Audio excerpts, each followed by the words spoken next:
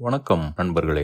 சமீபமா இந்த அகமதாபாத் நகரத்துல நடைபெற்ற அந்த ஒரு துயரமான ஒரு சம்பவம். விமானம் கீழே விழுந்து நொறுங்கி அதில் பயணம் செய்த அத்தனை பேரும் ஒரே ஒரு நபரை தவிர உயிர் பிழைக்கவில்லை, மரணித்தார்கள் என்ற செய்தி நம் எல்லோரையும் துக்கப்பட வைத்தாலும் அது ஏன் நடந்தது அப்படின்னு நமக்கு தெரியணும் இல்லையா?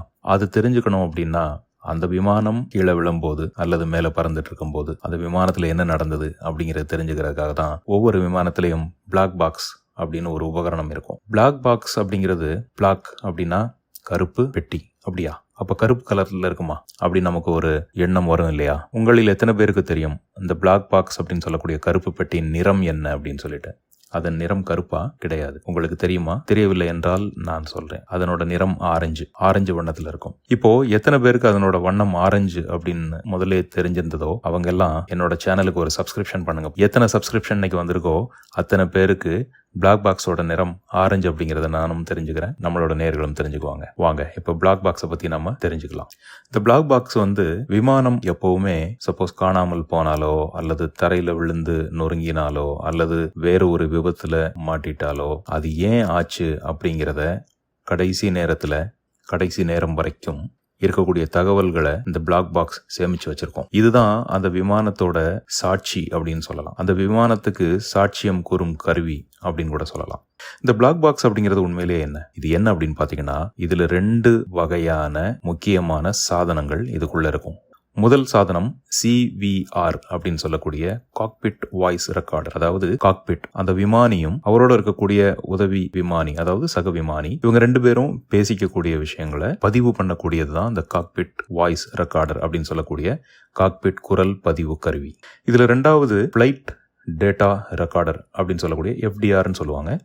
இந்த ஃபிளைட் டேட்டா ரெக்கார்டர் விமான பறக்கும் தரவு பதிவு கருவி அப்படின்னு சொல்லலாம் தமிழ்ல. என்னன்னா, விமானம் பறக்கும் போது அதுல என்னெல்லாம் நடந்தது, எவ்வளவு உயரத்துல பறந்தது, எவ்வளவு வேகத்துல பறந்தது, எவ்வளவு எரிபொருளை உபயோகம் பண்ணுச்சு, எவ்வளவு வெப்பநிலையில அது இருந்தது, எவ்வளவு காற்றழுத்தம் அதன் உள்ள இருந்தது, இது போன்ற தகவல்களை பதிவு பண்ணக்கூடியதுதான் இந்த ஃபிளைட் டேட்டா ரெக்கார்டர் அப்படின்னு சொல்லக்கூடிய FDR. இந்த 2 சேர்ந்துதான் பிளாக் பாக்ஸ்.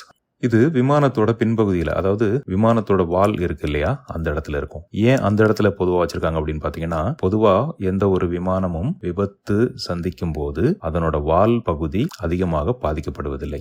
இப்ப நீங்க அகமதாபாத்ல பார்த்த அந்த விமானம் கூட முன்பகுதி முழுவதும் சேதம் அடைந்திருந்தாலும் கூட அதனோட வால் பகுதி தனியா நின்றுட்டு இருந்ததை நீங்க பார்த்திருந்திருக்கலாம். வீடியோவிலையும் புகைப்படங்களையும் நீங்க கண்டிப்பா பார்த்திருப்பீங்க. இப்ப இந்த CVRன்னு சொல்லக்கூடிய காக்பிட் வாய்ஸ் ரெக்கார்டரை பத்தி நம்ம பார்ப்போம். இது என்ன?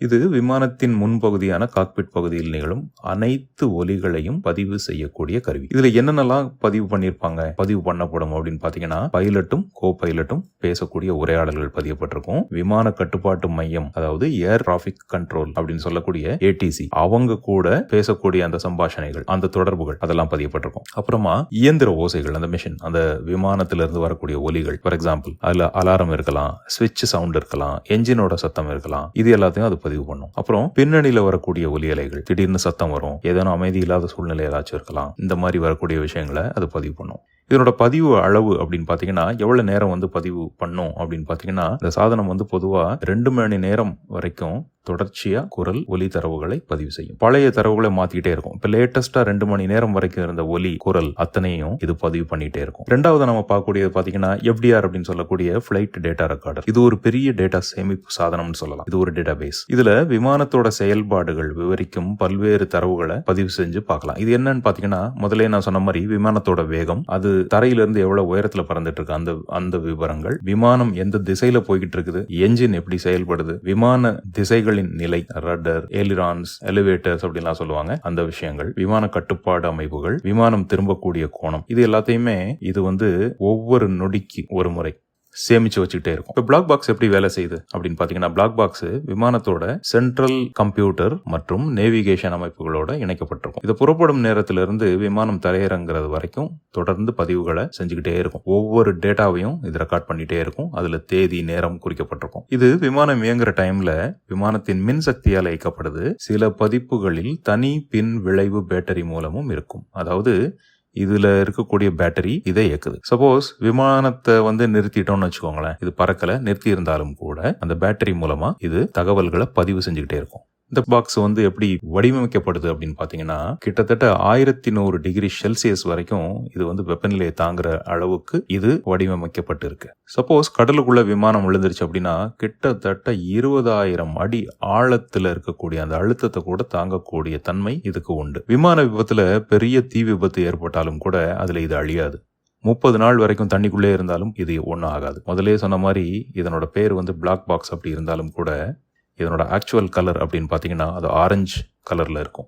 ஏன் ஆரஞ்சு கலரில் இருக்கும் அப்படின்னு பார்த்தீங்கன்னா, ஆரஞ்சு கலர் வந்து மனிதனோட கண்ணுக்கு ரொம்ப எளிதாக புலப்படும் நிறம் ஆகும். அதனால ஈஸியாக அதை கண்டுபிடிச்சலாம். விமானம் சப்போஸ் காணாமல் போச்சுன்னு வச்சுக்கோங்க, பிளாக் பாக்ஸ் வந்து கடலுக்குள்ள கிடக்குது அப்படின்னா இதை எப்படி கண்டுபிடிக்கிறது? Under water locator beacon ULB அப்படின்னு ஒரு சின்ன சாதனம் ஒன்று இருக்கும். அதில் அது ஒரு பிங் சவுண்டை கொடுத்துக்கிட்டே இருக்கும். பிங் பிங் பிங்னு ஒரு சவுண்டு கொடுத்துட்டே இருக்கும். 30 நாள் வரைக்கும் அந்த சவுண்டு வந்துகிட்டே இருக்கும். ஸோ கடலுக்கு கீழே இருந்தாலுமே கடலுக்கு அடியில் இருந்தாலுமே அந்த சவுண்டு மூலமாக இதை கண்டுபிடிச்சலாம். ஒரு விமானம் விபத்து ஏற்பட்ட உடனே முதல்ல பிளாக் பாக்ஸை தான் தேடுவாங்க. அதனோட அடையாளங்களான அந்த பிங் சவுண்டு, கலரு, அது இருக்கக்கூடிய இடம், இது வந்து சில மாதங்கள் கழித்து கூட மீட்டிருக்காங்க. இப்போ பிளாக் பாக்ஸ் வந்து அந்த தரவுகள் அதில் ரெக்கார்ட் பண்ணக்கூடிய அந்த விஷயங்களை வந்து எதுக்காக யூஸ் பண்ணுறாங்க அப்படின்னு பார்த்தீங்கன்னா, விபத்து நடந்துருச்சு அப்படின்னு வச்சுக்கோங்க, விமானம் வந்து ஏன் விழுந்துச்சு, என்ன தவறு நடந்துச்சு, எப்போ ஏற்பட்டது அப்படிங்கிற ரொம்ப தெளிவாக நம்ம கண்டுபிடிச்சிடலாம். பயணிகளோட பாதுகாப்பு, இந்த விஷயம் வந்து எதிர்காலத்தில் அதே மாதிரியான தவறுகள், இதுக்கு முன்னால விபத்து ஏற்பட்டதன் மூலமா இருந்த தவறுகள் நடக்காம இருக்கிறதுக்கு, மாற்றங்கள் செய்வதற்கு எல்லாத்துக்குமே இது பயன்படுத்தலாம். பயிற்சி கொடுக்கறதுக்கு, பைலட்டுங்களுக்கு பயிற்சி கொடுக்கறதுக்கு, இப்போ சப்போஸ் சட்ட நடவடிக்கைகள் எதுவும் எடுக்கணும்னா அதுக்காக, அதே மாதிரி உலகளாவிய விமான நடைமுறைகளை மேம்படுத்துறதுக்கு, புது டிசைன் பண்றதுக்கு, பாதுகாப்பு உபயோகப்படுத்துறதுக்கு, இந்த இதுக்கு எல்லாமே பிளாக் பாக்ஸோட டேட்டாவை யூஸ் பண்றாங்க. பிளாக் பாக்ஸ் அப்படிங்கிறது ஒரு சாதாரண கருவியே கிடையாதுங்க. அது ஒரு விமானத்தோட உயிர் அணுவா செயல்படுது. ஒரு விபத்து நடந்ததுக்கு அப்புறமா எப்படி நடந்தது அப்படிங்கிற உண்மையை வெளிக்கொணர்றதுக்கு இருக்கக்கூடிய ஒரே ஆதாரம் அந்த பிளாக் பாக்ஸ் மட்டும்தான். உலகம் முழுவதும் விமான பாதுகாப்பை மேம்படுத்த, பயணிகள் நம்பிக்கையை நிலைநிறுத்த பிளாக் பாக்ஸ் வந்து மிக மிக முக்கியமான பங்காற்றுது. ஸோ இன்னைக்கு ஃபுல்லாக நம்ம இந்த பிளாக் பாக்ஸை பற்றி தெரிஞ்சுக்கிட்டோம். என்னோட சேனலை லைக் பண்ணுங்க. இந்த பிளாக் பாக்ஸ் அப்படிங்கிறது ஆரஞ்சு கலரில் இருக்கும் அப்படிங்கிற விஷயம் உங்களுக்கு ஏற்கனவே தெரிஞ்சிருந்தாலோ அல்லது இந்த வீடியோ பார்த்ததுக்கப்புறம் உங்களுக்கு தெரிஞ்சாலோ இந்த சேனலை சப்ஸ்கிரைப் பண்ணுங்க. மிக்க நன்றி. வணக்கம்.